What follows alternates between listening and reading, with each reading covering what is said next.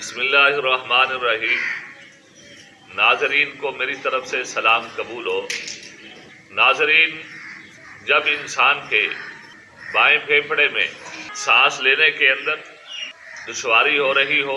दर्द और तकलीफ महसूस हो रही हो, या खांसी आने पर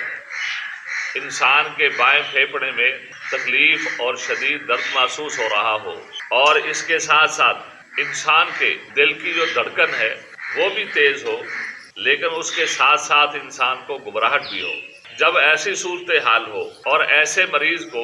अक्सर बुखार शदीद नहीं होता और कई दफा ऐसे मरीज के फेफड़ों में पानी पड़ जाता है, जिसको इस्तिस्काए सदर भी कहते हैं। तो नाजरीन, जब किसी आदमी में ऐसी अलामत जाहिर हो कि उसके बाएं फेफड़े में सांस लेने में तकलीफ हो, या खांसी करने में तकलीफ हो, या इसी तरह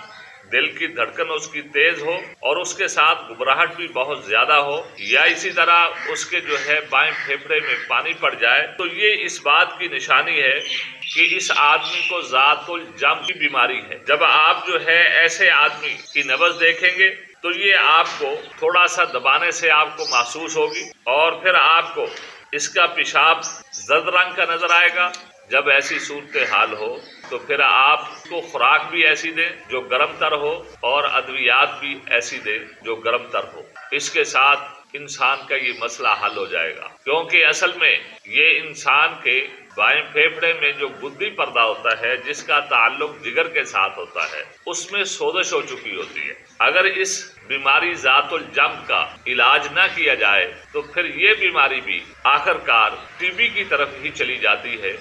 जिसको हम सेल बोलते हैं। और इसके अंदर जब ये बीमारी टीबी की शक्ल इख्तियार कर जाएगी तो उस वक़्त खांसी करने के साथ जो बलगम आएगी, उसमें पीप और खून के साथ मिक्स आपको वो चीज़ नजर आएगी, जिसकी ये बहुत बड़ी निशानी है कि अब ये बीमारी ज़ातुल जम से सिल बन चुकी है, जिसको हम टीबी कहते हैं। तो नाजरीन, ऐसी सूरत हाल में आपको पहले बता चुका हूँ, गर्म तर ही अद्वियात और गर्म तर ही खुराक खानी चाहिए। इससे इंशाल्लाह खुदा अजीज फेफड़े का सारा निज़ाम ठीक हो जाता है। नाजरीन, आज तक के लिए मुझे इजाज़त